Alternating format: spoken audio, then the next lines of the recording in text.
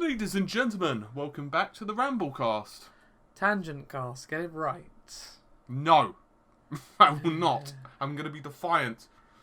Anywho, how have you been this week, Paul? Well, I'm not quite dying anymore, so that's nice. Oh, that makes one of us at least. Oh, what? It's almost like plagues are catchable and transmittable and stuff like that. I know, right? It's yeah, we should probably reveal this news to the CDC. Anyway, what game have you been playing this week, Paul? Trying to stay alive and keep away from the Grim Reaper. We play that game every day. That's true. Aside from that, just a little bit of Super Metroid on the SNES, because I've been basically too sick for the most part to do anything apart from lying in bed and RGT. So that's what you've been playing? Pretty much. Fair enough. I lie. I played Dark Souls for about 5 minutes, had a coughing fit as I was getting ravaged by an enemy, died, and alternate forward in disgust. Get good, scrub. Yes. That random coughing fit. Get good, scrub. Oh, how was the last time you did on Dark Souls? Well, the last time I played it was really briefly, so I can show you the horrors of Sen's Fortress, and I haven't touched it since then. How did it go? Well, I forgot where to go, and I got squished by a giant ball. So I think you'll know what to say on that one, audience. Anyway, what game I've been playing this week is I decided that it was finally time to play Alan Wake, because I bought it on the Steam sale. I don't even know how long ago. That and the American Nightmare standalone expansion. I actually thought American Nightmare, somewhat off topic, I thought it's considerably weaker than the main Alan Wake. Well, I haven't even finished the first one yet, so I'll have to get back to you on that one. But I'm enjoying it, but I don't know if it's because I'm ill and obviously my concentration isn't at its best, but the combat can be really, really annoying at times. Not all the time, just at times. No, it's not because you're ill. Your concentration just sucks generally. But what... But on a serious note, I didn't have much problems with the combat. The only issue I had with it was one section. I don't want to say just in case it's a spoiler, but basically you fight a whole load of enemies at once, and it kind of made me rage. Was it on like a platform thing? No, I won't say anything else though, because I don't, because it's kind of a spoiler. Because there seems to be I'm about I think I'm on the 3rd episode.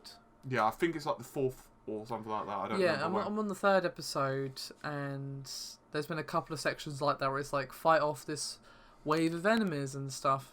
And I don't know, the combat just doesn't feel like it's built for more than a couple of enemies at a time. The best thing I can suggest is backpedal a little bit, but try to keep your ground as much as possible, and use, you know, the flashlight where if you press the button it becomes really intense and basically destroys the enemy's defense. Yeah. Use that, but use it sparingly, because if you time it right, the battery doesn't go down ever.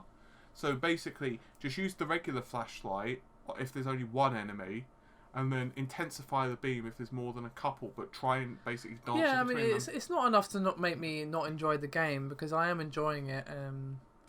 I really love the way it's written. It basically is a Stephen King story, but in a game. I really love the way it's written and narrated, I must confess. Yeah, and I'm a big Stephen King fan, as you guys will probably find out. I'm considering doing a little video about all the insane amount of books I own. So, yeah, no, I'm enjoying it. True story, I'm actually looking up at her shelf right now, and I'm concerned that the books are going to fall and kill me. Nah, you'll be fine. Yeah, you'll be fine. True story. Anyway, no, Alan Wake is good so far. Okay, I am awake. Do you want me to give you a random piece of history/computing information? Well, it wouldn't be the tangent cast without a random tangent, so please continue. I'm going to let you into a little secret before I go into the piece of information. It's actually possible that I'm actually not friends with Brevity. Really? This is the man who's got like 45-minute videos under his belt. Okay, then you're not a fan of Brevity. No, right, I've never really mastered the art. No, I've mastered many things, but Brevity hasn't been one of them.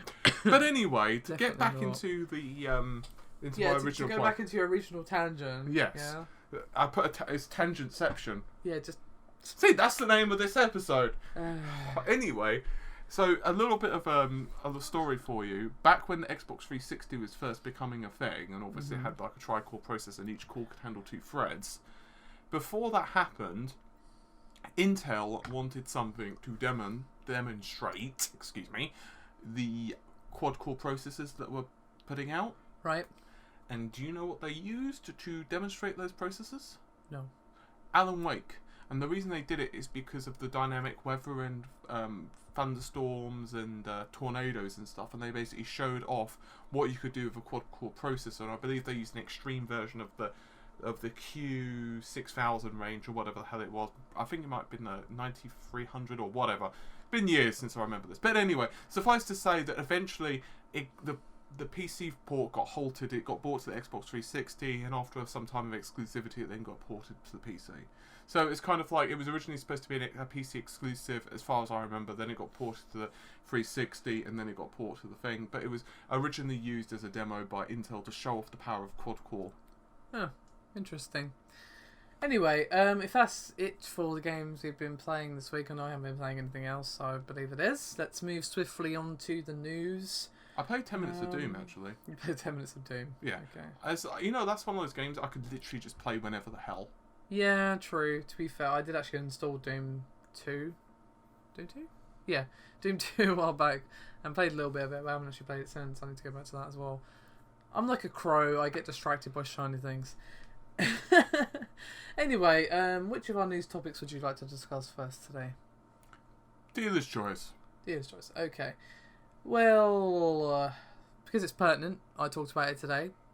Shameless plug, as always. Hitman locks graphics options based upon your hardware. So what this basically means is that if you have a lower end GPU... Oh, wait. I can summarise. Yeah. Brevity is a strong point, actually.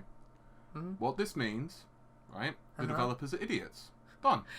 Yeah, but what it actually... yeah, but what it actually means in practical terms is they're idiots. Well, yes, but what actually happens when you go to the options menu? So, let's say you've got a lower end GPU, like something that's good, but it's not going to be doing 4K anytime soon.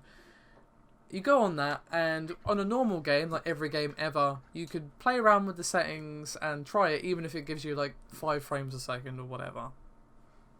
In this one, certain options are literally grayed out. So, in the example that I talk about in my video, and again, do check it out if you want the full details, there's some screenshots of the high texture quality option literally being grayed out. You cannot select it, which is just silly. It's like, okay, yeah, the card might not be able to handle it, but what if this person wants to have textures on high and then shadows on low, or whatever the fuck? That's one of the benefits of a PC. You can tweak the graphics settings to get it just right if you've got a lower end system, so you can get a good balance and still get a good frame rate. And obviously, a lower end card isn't going to do 4K gameplay, but the person who pointed this out is like, look, I'm not going to play 4K, but what if I just want to load it up and take some screenshots of 4K and then change it? Yeah, and that's a fair thing. That's a fair thing. Well, folks who do a lot of downsampling, there's actually I believe it's on NeoGAF and also Beyond 3D. I'm not a member, but I do read the forums, and there's a couple of threads there, including actually Overclockers UK forums as well. Oh, and there's the 4K screenshot thread. Well, there were some who, what they do is they literally will go in, they'll overclock their card to the maximum, they'll run MSAA times X, they'll use various injectors to basically add in post-process and anti-aliasing and all that bollocks, and then on top of that they'll force downsampling, and on top of that they'll run at 4K. So basically, whatever the hell the resolution ends up being, let's just call it 1 trillion pixels. And obviously the game's running at like 1 frame a second if they're doing well, but that's not the point. They're just doing it as like competition with one another to make the game look as beautiful as possible. Yeah, so the fact that these options are grayed out is baffling to me and also unacceptable. It's like, yeah, but they might crash the game. And just load it back up and change the options. Yeah, just have the game have a safe mode option where it just resets. And if the game crashes because they've set the options too high, then your game is buggy. End off. Yeah, but to be honest, because I'm still writing this whole Universal Windows app thing, which has turned into about 3,000 words by this point. Brevity. My name is... Well, in my defence, there's a lot to talk about. And, you know, it's like one of the idiocies of this whole situation. For example, is you can't have exclusive full screen. Their applications physically do not allow it. Yeah, that's another thing Sam was saying. It doesn't support it on DX12, which is weird. Yeah, but it's more than that as well. Basically, at the moment, there's problems. Essentially, you can't hijack the API call. What that basically means is that, let's say the game is talking to the driver, right? Yeah. Basically, for a lot of applications like screenshots and all this crap, you have to be able to, basically, to get that information of how many frames a second it's running, to get that information of how, let's say, and screenshots to be taken, you're basically hijacking the process. You're basically injecting it in between it. So game overlays, for example, even Steam, they're having problems with Universal Windows applications on the Windows Store. So you can't actually run certain things, which is really shitty because it means for benchmarkers and reviewers, you can't accurately get FCAT measurements of frame rates and stuff. It's really messed up, and, you know, it's a bit of a problem. Yeah, so I'm really hoping they fix those issues, but as I said, I mean, I just don't understand what IO Interactive, or it could have been Square Enix, to be fair, were thinking. Pick, really. Well, it could have been either. To be honest, I just don't understand. Like, just do what GTA 5 and what's the other game that had the VRAM display?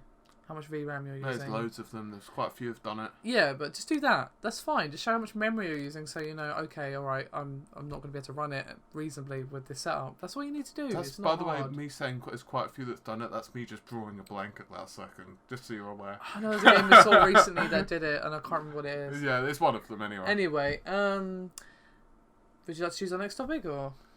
Well, why not? Since you've got it open in a notepad file, then we're actually secretly going down them in order. I guess we should... No, we're not. I just started at the bottom of the list because I'm a rebel. Okay, we're going in a random order. Okay, let's go with Rip Silico Chameleon. Yes, the thing that people said looked like an AMD Jaguar taped inside a shell. An or something. AMD Jaguar. AMD Jaguar. An AMD Jaguar. Sorry. Something taped inside something else. An Atari. It basically was an Atari Jaguar. Yeah, That's the one. I'll help you out. I'll AMD give you Jaguar. a biscuit. I knew what it was after you said, but AMD Jaguar was fine. No, that's the processor inside the Xbox and PS4. Anyway, basically, Coleco, the guy who owns the actual brand, has decided to cut ties with the company making the Coleco Chameleon because it just looked dodgy as all hell, to be honest. It really, really did. Like, first there was the whole thing where they took the thing to a toy fair and it was another console taped inside another console with a SNES controller, and then they were like, hey, no, this is another prototype, and someone was like, yeah, actually, you've just taken the circuit board out of an old capture device and put it inside a plastic case. And after that, unsurprisingly, Coleco were like, nothing to do here, and decided that, you know, rip, basically. I'm not really sure there's much for me to add on that apart from you spastics. I just don't know. Like, here's the thing. I don't know if they're actually trying to scam anybody, because, as I said last week, don't attribute to malice what you can attribute to stupidity. That's true. It probably was just like them being in over their heads and they didn't actually know how to design this fucking thing that they promised. And I think, like, shit. You know what I honestly think it was? I reckon it's not that they... I'm not going to doubt their technical expertise, because ultimately you can get someone in to do that. But my personal opinion is it was taking them longer in the design phase than what they originally anticipated. So they panicked and thought, okay, we've got to show something, and then... Yeah, it's kind of like Nvidia did a while back when they were showing, like, basically what they were claiming to be, like, real versions of their silicon. Oh, and it happens all the time in the industry. It's like, all you have to do is look at GDC, or you look at E3, and basically they'll be like, yeah, this is running on the real hardware. Oh, no. Not so much. Yeah, I think everyone knows nowadays, if you see an E3 trailer and it says based on actual gameplay, you just go, okay, seems likely. Even the live demos, they do it. And it's one of those things where... It's like a vertical slice or some bollocks. Well, I'm not necessarily referring, in this case, to vertical slices. I'm literally referring to the hardware, and this is why you constantly sometimes get downgrades. One of the classic examples is when they were designing GoldenEye, back in the day on the N64, Yeah. for quite some time, they only had a rough indication of what the specifications of the machine would be. And so, essentially, what they were doing is designing the game in the blind.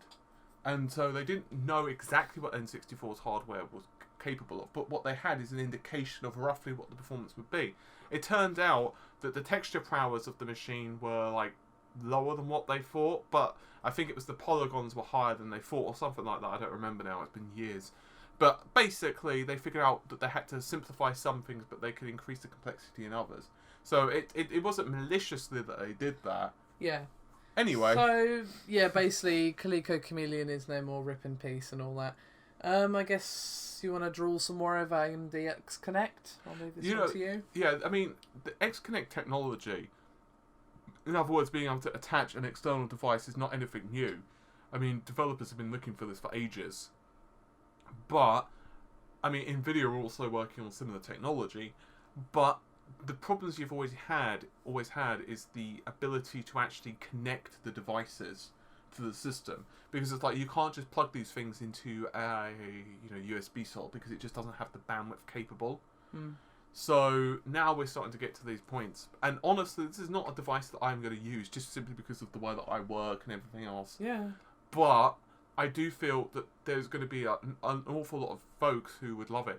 What I think would be really cool, and I don't think it's going to happen anytime soon, is if it was capable of where you could run these things on a separate battery. So you could literally have a dock that would have, like, let's say 2-3 hours of battery life, and you could run... yeah, she's still dying. And you could run that GPU on an external battery. And it will happen. Obviously, you won't be able to run the equivalent of, like, a Fury X on it, but with a sufficient downclocking in cores, you could probably run, like, an equivalent of a mobile device. And theoretically, it could be quite interesting for doing, like, crossfire, especially now that DirectX 12 is coming out, where you could basically run multiple GPUs together. It should be quite interesting. Sorry. Did you want to add anything to that? No, I mean, there's nothing really for me to add. This is your area. It sounds interesting. It sounds cool. But again, I'm not the person who's going to be using this technology, most likely, unless they want to send us a review copy. Wink, wink, nudge, nudge. Pretty much. I guess the next thing is that EverQuest Next has been cancelled after quite a while in development, and the reaction just seems to be a massive sad face from most people. But we haven't really heard anything about the game. All I heard about it was that the company making it went from being Sony Online Entertainment to Daybreak. Do you want me to give you a little secret? Sure. I actually forgot they were developing it. That's what I'm saying. We've heard so little about this game, and apparently they just decided that it wasn't fun. What they'd made wasn't fun. That's not to say, as I said in my video, that I didn't unless that EverQuest is done. We're still going to get something called EverQuest Next Landmark, I believe, which is like a creation tool, if I understand correctly. That was supposed to be like released with the game. It's going to have like cross between them and blah blah blah. But obviously now that EverQuest Next isn't coming out, that's not happening. But yeah, EverQuest Next not coming out basically. So yeah. Right, well, I guess we might as well talk about the X1 upgrade not happening. Yeah, I'll again hand this one over to you. I mean, look, the bottom line is, as I said in my video, the actual probability of having an upgradable Xbox One for users who already owned it was really low. The only possibility with that was an external GPU, which would potentially plug in to one of the current ports on the Xbox One, and the GPU would be very limited in performance simply because of the bandwidth, once again, the ports, which is, once again, going back to the X-Connect technology. So the only possibility in reality was for them to release a new SKU, in other words, another version of the Xbox One, which would have an external bay, or a consistent iteration of the Xbox One. So I think, honestly, Microsoft are unhappy with the performance of the Xbox One, because if they're saying differently, I'd be shocked. Reality, they... Well, as you said a couple of weeks ago, I think, one of the reasons the Xbox One is a little bit less powerful than the PS4 is they had to knock the power down to make room for the Kinect, which obviously has now been like sent onto a watery grave pretty much. Like, no one used it. No. And they realised pretty quickly they had to sell the Xbox One separately from the Kinect. So I mean, you I can bet they're tell. wishing they could go back in time and just slap Don Matrix silly, to be honest. I mean, you can tell that the developers, and this does go as well for the PlayStation 4, in terms of where you kind of expect. I think we all expected the PS4 and the Xbox One to be a bit faster than what they ended up being. Yeah. I mean, the bullshit from Sony with the supercharged PC architecture, architecture, and it's like, yes, obviously the fact that it is a set system, that means that you can get more performance out of it than, let's say, if you had an equivalently spec'd PC. But that's becoming less of a big deal now. You're starting to get DirectX 12 and Vulkan, which are lower level, which means you can get better performance. But sticking to the Xbox One for a moment, you could tell that the developers, I mean, for example, when they increased the clock speed of the GPU, when they increased the clock speed of the CPU, I mean, I'm not saying that they wouldn't have done that anyway, but the fact of the matter is, you could tell that they were really desperate to wrangle any extra performance out of the machine as possible. To be fair to Microsoft, though, I will say that their software developers, the guys who are actually making the SDKs and the actual drivers and stuff for the system, the fact that they've gotten so much extra performance out of the system, not just from the 7th core, but they've managed to rewrite the entire graphics driver. Literally, there's like, they were working on one, I don't remember the original name, and then they've worked on the second one, which has drastically improved performance. They're getting the system working with DirectX 12, although of course it's not fully DX12 compliant because of the nature of the GCN architecture. I will say that I think they've squeezed a lot out of the system. However, with all of that said, I would have loved to have seen what would happen if Spencer had been in charge from the beginning. I think that the machine, to be honest with you, would have been a monster. And I've said this before, and I'll say it again. The Xbox 360, when it was first launched, was pretty damn powerful. It had some VRAM issues, or RAM issues, but aside from that, the actual CPU and GPU, pretty monstrous. But the Xbox, the original Xbox, damn, the only problem with the original Xbox was lack of bandwidth, and maybe it could have done with a bit more RAM. But the actual GPU and CPU, especially the GPU in that thing, were just ridiculous. Yeah, I mean, it would have been interesting to perhaps visit an alternative universe where Don Matrix was never with the Microsoft, or hadn't been in that position, basically, and Phil Spencer was in charge of the Xbox department from day one of the Xbox One's conception, from design, I love Phil Spencer, to production, to PR, to everything, how he has literally saved the Xbox One from what looked like a flaming freefall is actually pretty impressive. You know, I don't necessarily agree with him all the time. No, that's the thing. But I can't help but like him because he's a PR spinny man. He's a PR man. But the thing is, he's honest about the fact that he's a PR man. If that makes any sense. You know what got me? The fact that when he said, what was it? It was Uncharted. I think he said he was really looking forward to. Yeah, he's actually it's well done on Bloodborne. When Bloodborne broke some record of how many sales, yeah, he was Phil impressed. Spencer was like, congrats. And I'm just like, that's what I want to see. He recently slapped down someone on Twitter because the person said, oh, mate, you're not supposed to be basically, I can't remember the exact wording, but something like, you shouldn't be congratulating Sony, or what? Why not? They did a good job. Why are you saying, or ha ha ha, the Xbox guys, congratulating Sony or really looking forward to Sony IPs? And he's like, I'm a gamer. I don't care what the system is. Well, yeah, it's he cares about Microsoft. He cares about making the Xbox a success. But at the end of the day, he is also a gamer as well as being a PR guy at Microsoft. And I think that's what makes him a bit more honest, a bit more likable. Don Matrix is just that face you want to slap. Whereas Phil Spencer, although sometimes you can just tell when he's just giving it that in terms of PR. Yeah, sometimes it's pretty strong. Yeah, sometimes he lays it on a bit thick, but especially overall, with the PC, I will say. When he's on at E3, it's just don't pay attention to anything he says, basically. But overall, I like Phil Spencer, and it would have been interesting to see how. I think Spencer would be an interesting guy to meet. I think he'd be interesting to meet, yeah. There's some folks in the industry who I think that would be kind of cool to meet. I would want to meet him, and I'd want to meet Hideo Kojima just so I could be like, what the fuck happened? Thing is, I think he's probably got NDAs. He's probably a million NDAs, but I'll just give him a couple of drinks and I'll be like, come on, Hideo, you want to tell me. The only one who probably would know is his psychiatrist at this point who dealing with Konami. Yeah, probably. Because if that man doesn't have a shrink after surviving in Konami, he's got some mental fortitude. I wouldn't honestly be surprised. Did you play Metal Gear Solid, the original?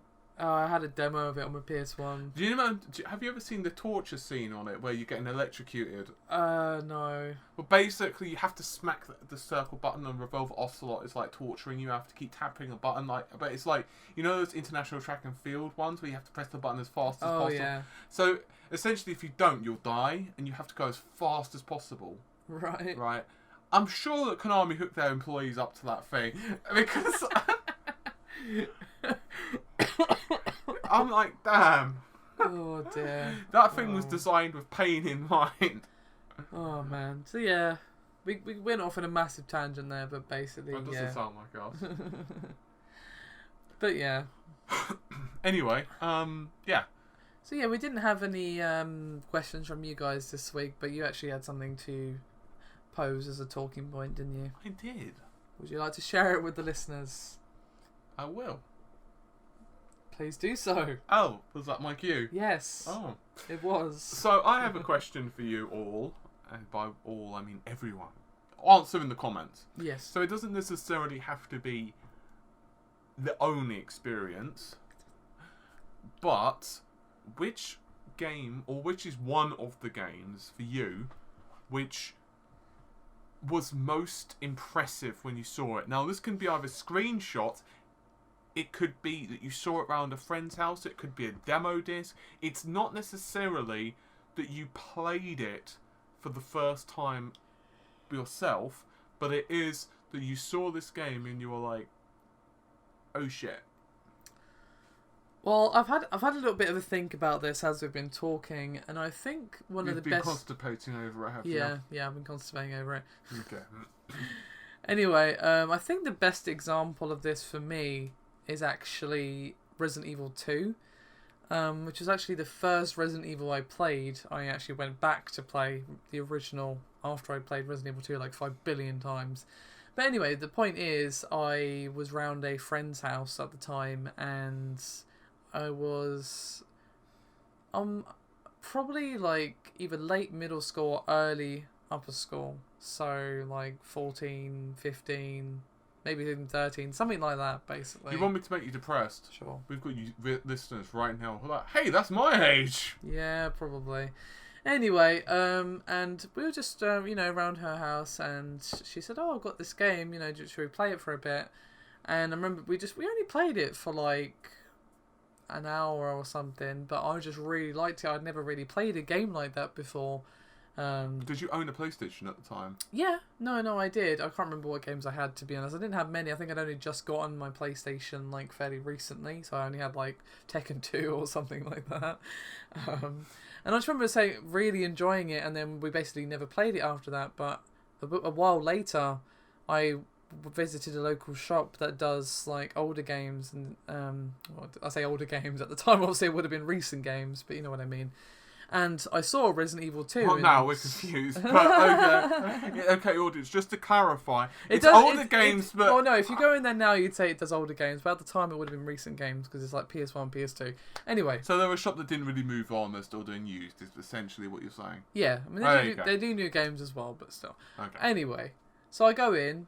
However long ago later this was, it couldn't be much more than like a year later. And I saw Resident Evil 2 in the shop, and I just remember being like, oh my god, this is amazing at the time, and I just bought it on the spot, and I've played that game far too many times. Over 9,000? Yeah, I mean, I actually unlocked Tofu without even trying somehow. I don't know how I managed that. You've got to get like rankings and stuff. Yeah, like you have to do it in like a certain order or something, and I somehow managed to do it without even knowing what Tofu was. Basically, I didn't read magazines or anything like that at the time, so I was just like, "Oh, this is a new mode that I've unlocked. Awesome."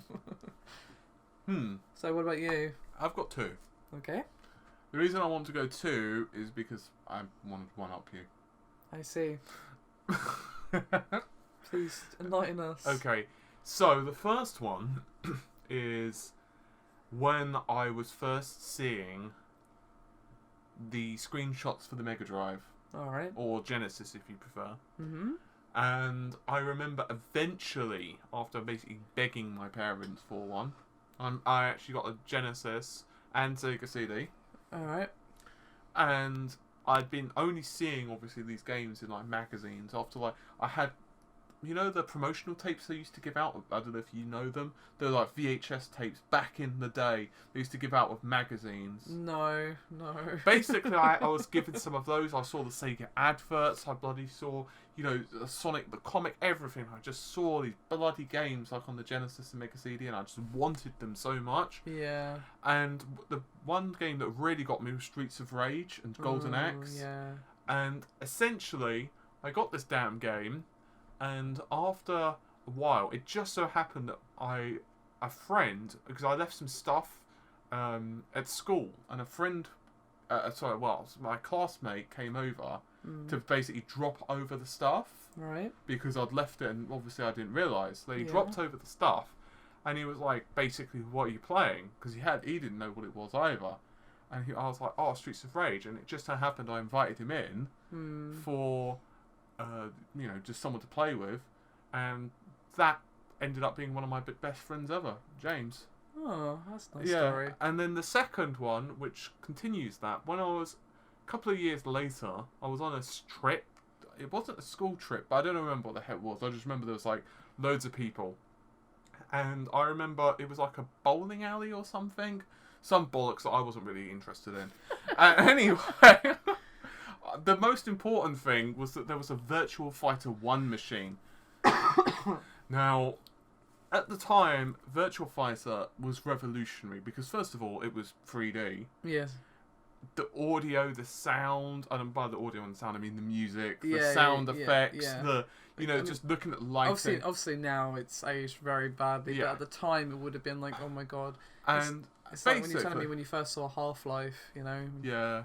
So anyway, eventually, once again, the Sega Saturn came out, and I begged my parents for this damn game. And I saw games like, once again, Virtua Fighter in the screenshots of magazines, and I saw and I had this memory of me playing Virtua Fighter on the arcade machine in this damn alley where everyone else was doing other stuff, and I was like, why do I care? This machine. It's like, who cares about like this ball that's striking these pins? I want to punch someone in the face, and I was fighting this guy that was like, and I was fighting this guy that. And I can just say, who cares about those balls hitting those pins? I just want to punch someone in the face. Paul, 2016. And I remember that I was playing this game, and there was like this guy that was a lot older than me. He must have been like, I don't know. At the time, he looked like, really old. But for me, he might have been like, 20 at the time. I don't know. Anyway, suffice to say, I remember playing him, and I got my ass beaten. I got beaten like a ginger stepchild. And I'm politically correct, don't you know? Really? Okay, alright then. So anyway, after getting absolutely thoroughly smacked, I decided, I just loved the game, I just remember it. And I didn't have any more money to put in the machine after this couple of attempts. And anyway, as I said, eventually I saw these, like, the Saturn, like, all the promotional stuff that was appearing in, like, all the magazines at the time. And I had another one of those damn VHS tapes, and I saw the Sega adverts. And eventually, cut a long story short, the game and a Sega Saturn, plus Virtual Cop, plus I believe it was Sega Rally, plus something else. My parents bought it for me. And I remember I once again invited James over and his brother, who possibly may be watching this podcast, I don't know, or listening to this podcast. And we all around mine, just after Christmas, and we all came around mine, and I just remember that we were just like, because I invited them round literally as I got the system. So it wasn't like I'd already played it. I wanted to experience it with them. Oh, so you're like, come round now. Yeah, like, I was like, dudes, I don't care if you're like eating Christmas dinner. I don't care. I don't care if you've got the only key and your mum's outside, like, scratching at the door. Come out my house. Oh, man. You're such a humanitarian. Yeah, well, it's games. Video games, so important. Video games. Exactly. We're doing with like things more important here. And so anyway, they came over, and I originally teased them like, yeah, only one of you can come round, but both of them came round, and we were playing like, I just remember like the music on. If anyone's played Virtua Fighter, you know what I'm talking about. Sarah's stage on Virtua Fighter 1, the music, and when you're seeing this dance floor illuminated, and then we were just beating the crap out of each other, and it was just like, That to me is a memory that I've got until this day. It's really freaking. Yeah, no, it sounds like a good memory. Yeah, so kind of reminds me when I got Resident Evil 4 finally for my PlayStation 2, and then I spent like a good portion of Christmas Day playing it, like no, not a huge amount, but good 2-3 hours in. Which is a lot, considering that people expect you to, for some reason, spend time with family and unreasonable requests. To be fair, I was in the living room, so I was talking to people, and I did stop for Christmas dinner. Yeah. But the point is, I got really far, and then I was like, I kind of had enough now. I'm gonna take a break. I should save. You're not a gamer. What the hell? For only 3 hours. Well, I said I'd take a break, not stop. Jeez. You mean like to pee or something? Yeah, I'm assuming, yeah. Okay. And then I had the horrible realization that I didn't have a memory card for my new PlayStation 2 that I had just got. So I was just like, oh crap. So I had to run the PlayStation, I had to leave it running all night. Because obviously nowhere's open on Christmas Day. And then on Boxing Day. So I got on like 20 quid in a Christmas card from my granddad or something. And I said to Dad, yeah. can you take me to Blockbuster so I can go get a memory card for my PlayStation 2? So there's our both like driving to the town centre on Boxing Day, and they had one in there, thankfully, and I had enough money for it with the money that my granddad had given me. That's just a funny story of that oh shit moment. I don't have a memory card. It's just weird. You want me to give you another random story of my PlayStation 2? Sure. This one I'll keep fairly brief. So I've got when I was younger, there was like a big store that was near my house. Yeah. And it's walkable distance. Mm. So essentially it was like a Curry's. Yeah. And I decided that I was going to order my PlayStation 2 from there. Don't ask me why I decided to get it from there. I just did. Right. And I decided to order the PS2, but I had some coupons from, I think it was Game. It was from a local store.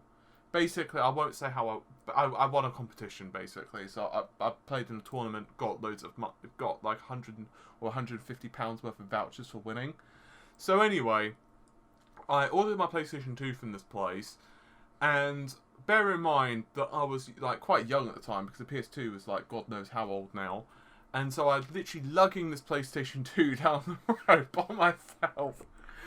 Got it home, had no games for it, had no memory card, so then had to leave the house knowing that my PlayStation 2 was at home and like go to the town, spend £35 on a memory card or £40. Jesus. Yeah, because at the time the memory cards were quite rare, they were expensive to produce, so basically Sony was like, yeah, I'll have a kidney. And and then I went to this other store and got Tekken Tag. Good choice. Yeah, pretty much. Alright, well, I think that's us done for this week, unless there's anything else you want to talk about. Yeah, but I probably should keep brevity in mind. Really? Brevity, okay. All right, then. Yeah, pretty much. Anyway, I hope you guys have enjoyed this week's podcast, or TangentCast, or whatever. And thanks very much for joining us. We'll see you next week. Pretty much. Bye. Pretty much.